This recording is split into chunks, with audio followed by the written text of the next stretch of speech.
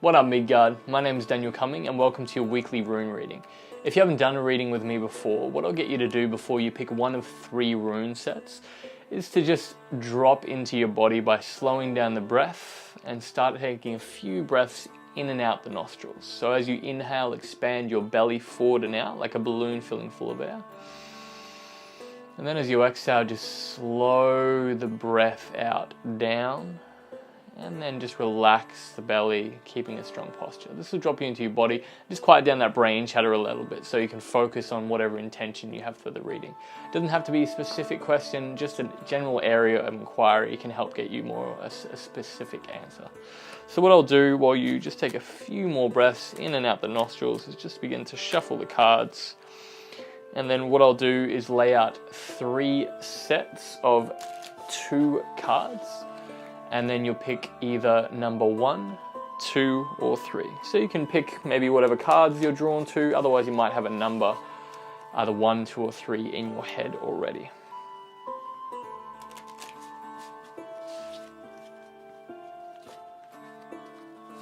So we have rune set 1, so 2 cards, rune set 2, 2 cards, and rune set 3, 2 cards.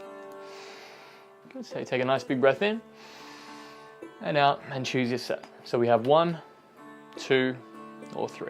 Choose your set now, and with your set chosen, we'll start the reading. So we'll go with rune set 3. So we'll go backwards this time. Read rune set 3 first. So if you chose your rune set 3, these are your cards. So we have Hagalaz and Fehu. So Fehu is the idea of power in, I suppose you could call it the outer world. So it's that energy or that potential to get what you want. So that is money in its simplest form. So obviously if you have money, you have power to get what you want. You have that energy that you can exchange for other things. So it could be social power. So it could be influence over people or influence in situations. Whatever energy or power you need to get what you want, that's what Fehu is.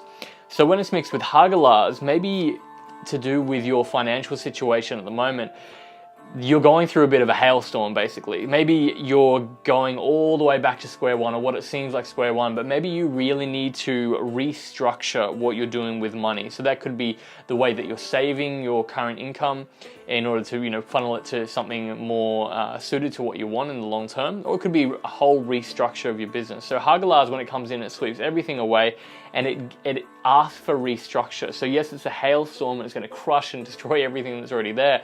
What's going to be left is actually fresh. It's, the hail melts, right? And then it allows fresh fertility to grow there. So it's interesting because Fehu is fire, and then hail, Hagalaz is a hailstorm. So maybe your fire that you've got at the moment is burning a little bit too brightly, or maybe you're not using it in the right way, or it's just not happening. You're not maybe circulating that fire the way it wants to be circulated. So it's time to put that fire out, to rebuild maybe your fire pit, to rebuild your structure, to find a new torch to wield, and to move forward. So don't get stuck in the hailstorm and think it's all over. It's just the beginning. So it's going to be a refresh, massive refresh button around money and around power in whatever form you consider that to be. So that was reading number 3. So Soilu and Yera we have for this second, so number 2. So Soilu is a positive rune. It's they've all got positive and negative aspects, but Soilu especially, it's the idea that there's this shining light, there's this hope that you're moving towards. It's that serpentine movement and direction. So you're getting some sort of direction. And Yera is around, I suppose, patience, timing, the idea of planting and receiving. So the idea of planting an idea. It's interesting, like sun, because you look at the actual literal names for it. So Soilu is sun, right? And Yera is the idea of the, almost like the year, the cycle of life, and the planting, and then the whole idea of reaping what you sow. So you can see that the light is, the sun is shining on your crops, if that makes sense. So what you're doing at the moment is, it seems to be in the right way. So whatever you're doing to plant seeds at the moment is working, and you're planting them in the right place where sun can get on them. But you might have to make sure to keep watering them. You can't just rely on the sun. Too much sun as well, if this is out of balance, it's just going to you know, they're going to dry out. So make sure that you know, don't get too confident in what you planted, and you make sure you make time for it, but be patient and keep watering that, because if you don't, you're going to be back to square one again. So yes, it's positive. Yes, you're doing everything in the right way, but don't get distracted. So, you know, this can blind you as well. So you could be looking at everything that's going right at the moment and be like, hey, I'm sweet, everything's going to be fine. But don't let this blind you as well. So make sure you keep on that path that you've already started. Be patient, don't rush it, and just a little a lot is probably the best thing for it. A little a lot, and keep on that path. Or if you haven't found a path so far, something's gonna happen along those lines very soon. But you just have to keep looking out for it and plant those seeds. And remember to reap when it's time. Don't be too patient, you know. Don't wait too long. If you feel that right, it could be your reaping time now as well. So if you've been doing doing it the right way, maybe it's time to reap for you. So that was number 2. So Airwars and Kanars.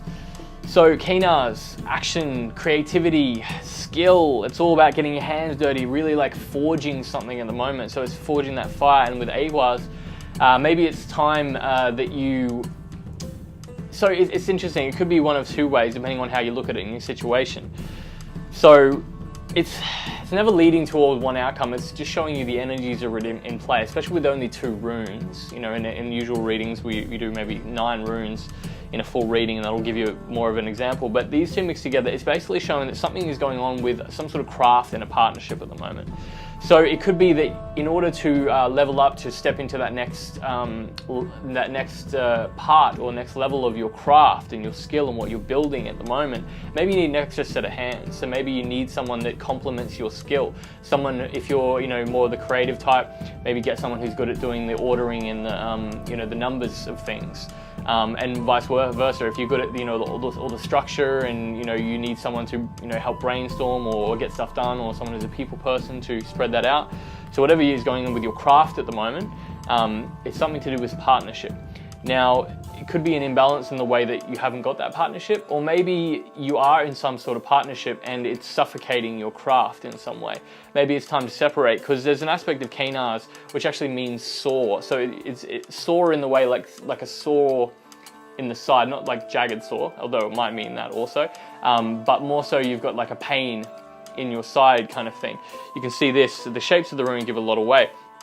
So maybe this partnership has become a bit of a pain in your side, and maybe it's restricting you in some form or another, and maybe you need to make sure that why you entered into this partnership is not affecting that craft. Or maybe you need to be crafty around that partnership, and maybe not be so direct. Maybe there's something aspect of that partnership that, you know, sometimes being direct, even though it may seem like the best idea, may not be, you know, especially when people's egos are involved. So you may need to just, you know, come around the side a little bit in how to approach this. So it's hard to know, especially with these 2 together. It could be a lot of different things, but something around craft or craftiness to do with your partnership.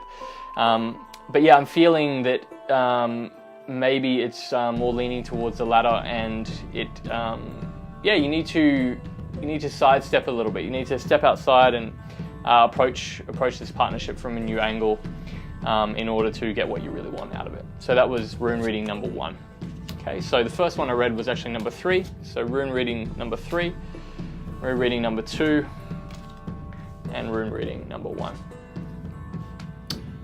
So I hope that's made a bit of sense. As always, feel free to comment below if you have any questions, specifics about the reading.